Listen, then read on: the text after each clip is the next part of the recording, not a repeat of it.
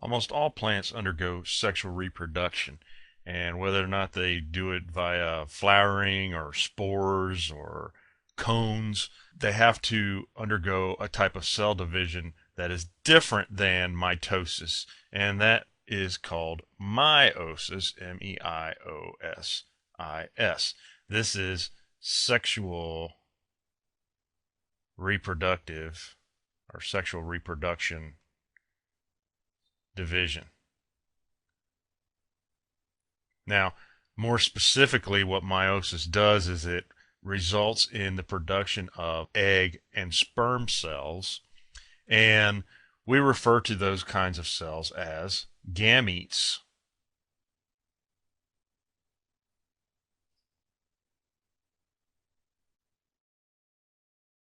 So one other thing to note about gametes that's very important is that gametes only have half the normal number of chromosomes. So they only have one half the chromosomes as the plant. And this is the same in animals. The gamete cells only have half the number of chromosomes as the adults. And the reason for that is when we have an egg cell and a sperm cell that combine, they are going to become what is called a zygote, okay, which starts dividing and then becomes an embryo and so on and so forth. This is a zygote. And these are the gametes. And we started looking at the number of chromosomes in them, we would find there's a difference between the gametes and the zygote. For example, when we talked about mitosis, we were using, just for illustrative purposes, a cell that had a total of 4 chromosomes. So that means that the adult plant would have a total of 4 chromosomes per cell. Well, if each of these gametes had 4 chromosomes per cell and they combine to form offspring, or zygote, which later becomes, again, an embryo and potentially an entire plant, if each of these still had 4 chromosomes, the resulting zygote would have a total of 8 chromosomes, which would be abnormal. And so what meiosis accomplishes is having the number of chromosomes when it produces gametes. So sticking with our 4 chromosome example, the gametes resulting from the same plant undergoing meiosis would only have 2 chromosomes a piece in them. And then another gamete from another plant, they could combine and then have the correct number of chromosomes of 4 that the original cells had in them. And the relative number of chromosomes in a cell, or in an individual organism for that matter, is referred to as ploidy.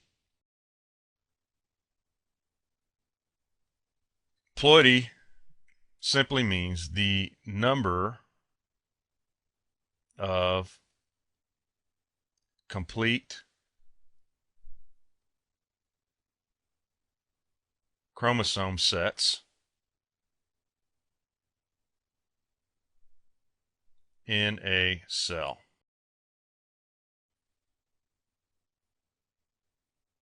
Now, ploidy is represented by a number followed by the letter N, and N refers to one half of the total number of chromosomes in a normal cell. So let's draw this out a little easier to maybe picture. If we go back to our original cell before we talked about even mitosis, and we counted up the chromosomes, and we had 1, 2, 3, 4 chromosomes. Half of these chromosomes, or 2 of them in other words, came from one of the parents. The other half came from the other parent plant. So if the overall plant, all its cells have 4 chromosomes, well then half of them, or 2 of the chromosomes, came from the mother plant and the other half came from the father plant. And so the ploidy of a cell that has the full number of chromosomes would be 2n. This is called a diploid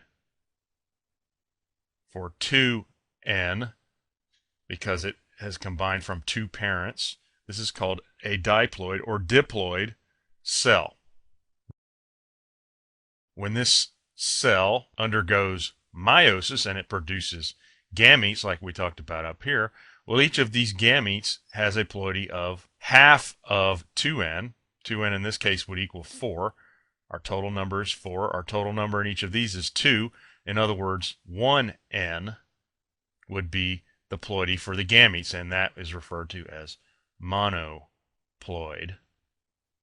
And the resulting zygote, combining two monoploid gametes, is right back to the 2N or diploid in terms of the number of chromosomes in it. So, as it's stated under the heading Note in your handout, all living cells before undergoing meiosis have two sets of chromosomes, one from the male parent, one from the female parent. And the same goes for animals, by the way. Generally, we've got different types of chromosomes of which we'll have two different versions. So, for example,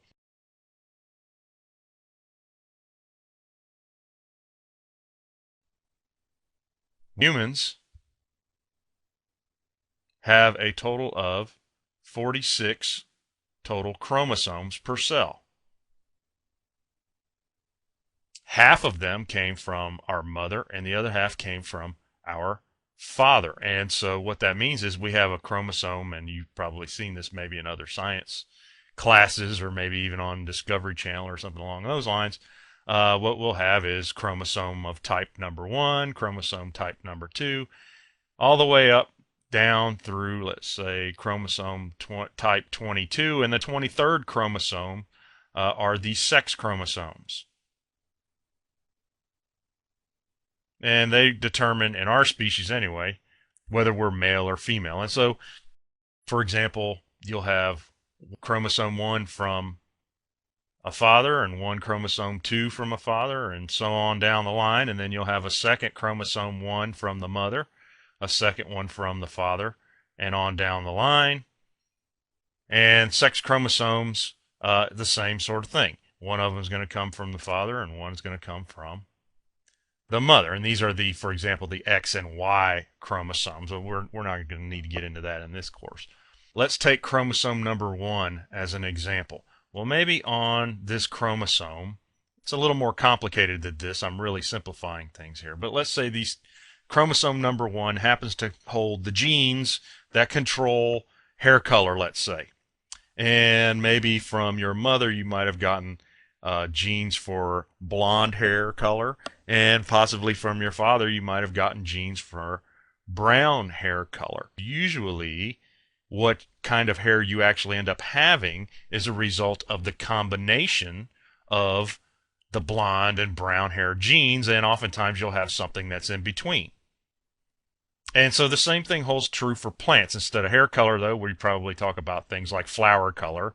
And sometimes, let's say the one parent had red flower color gene and the other had white flower color gene. And maybe the offspring would therefore have pink flowers. And it doesn't always work in that way. And we'll talk about some basic genetics and inheritance later in the class. But that's the general idea. And so we have a total number of chromosomes, which in this case, back to the human example, 46 equals 2N. So in our case of humans, N, so therefore N equals, in this case, 23.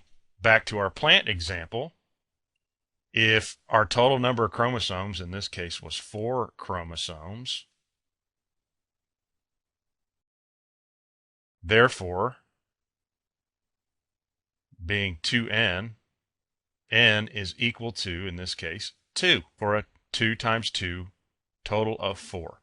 The gametes, the egg and sperm cells that would be produced by potentially this cell, would be 1N, or in other words, 1 times 2, for a total of 2 chromosomes per cell. So, with that behind us, And that being understood, we can progress and talk about the individual steps of meiosis. We're going to see that mitosis in many ways appears identical to mitosis except for some key differences. So let's compare the two, and then we'll get into the technical part of it next time. Mitosis versus meiosis. In mitosis, we start off with a 2N cell, and it produces 2 2N cells.